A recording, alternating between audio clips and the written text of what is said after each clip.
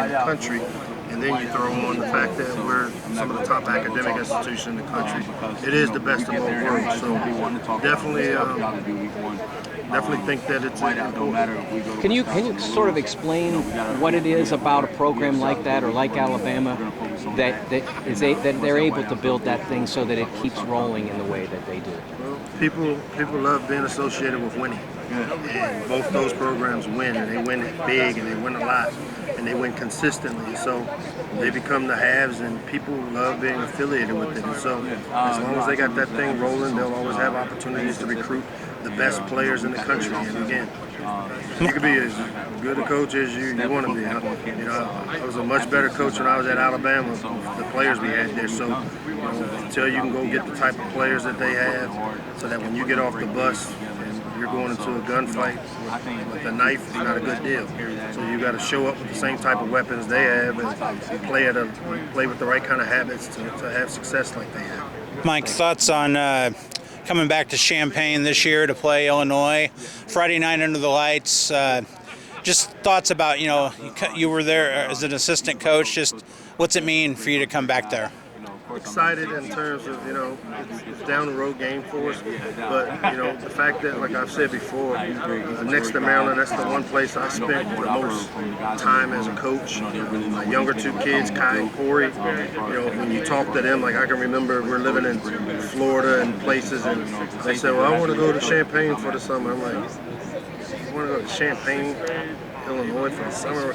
Well, that's home for them in their mind, and they both went to grade school there, middle school, and kind of where they grew up.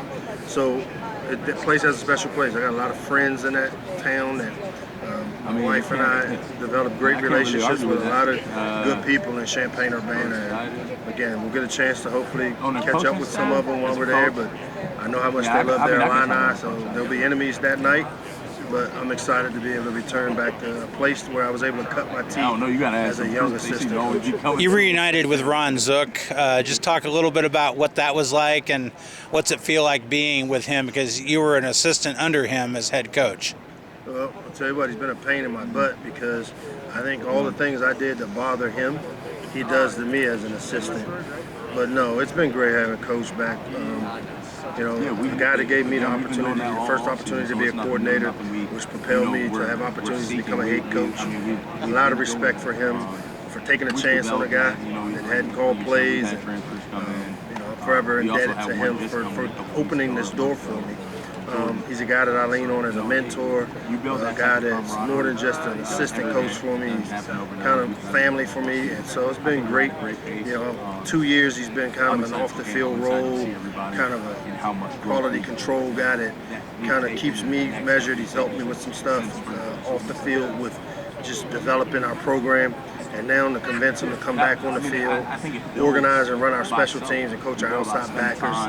One of the best recruiters in the country, bar none, the energy he brings to recruiting. So it's been a great reunion having him back, and really happy to have him on my staff. I know you already probably answered this question, but when you were at Alabama, just what did you learn down there most that you can take back now as the head coach at Maryland? Yeah, we need probably 3-4 days to go over all the things, but I think the biggest thing is the consistency in which you need to show up every single day.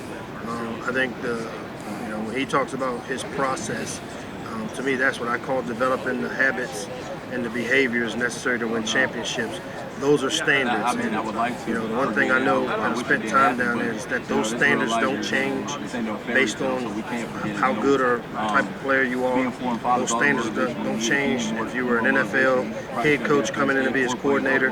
The standard is the standard, and so for me, taking some of the practice organization, how to develop your roster for the long haul, as well as the big picture of developing younger players in your program with how you practice and how you organize things.